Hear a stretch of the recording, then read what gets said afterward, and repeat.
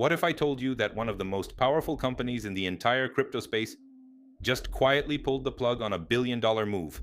No announcement, no press conference, just a silent pivot.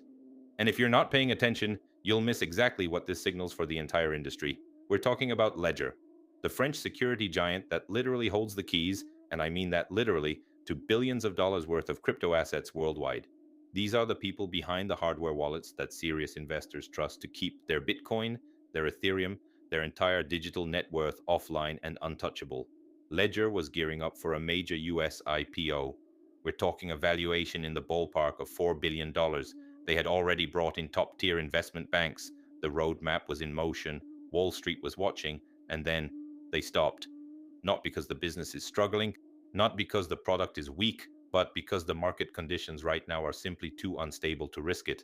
And honestly, that decision tells you everything about where institutional confidence in crypto currently stands. Think about what's happening around them. Kraken, one of the biggest crypto exchanges on the planet, also pushed its IPO off the table.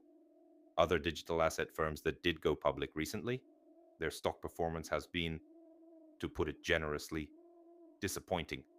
The appetite from traditional investors just isn't where the industry hoped it would be. So Ledger is now exploring a different path, potentially going back to private funding instead of a public listing. That's a massive strategic shift for a company of this size and stature. But here's what's fascinating, and this is the part most analysts are sleeping on. Ledger isn't retreating. They're not pulling back from the US market.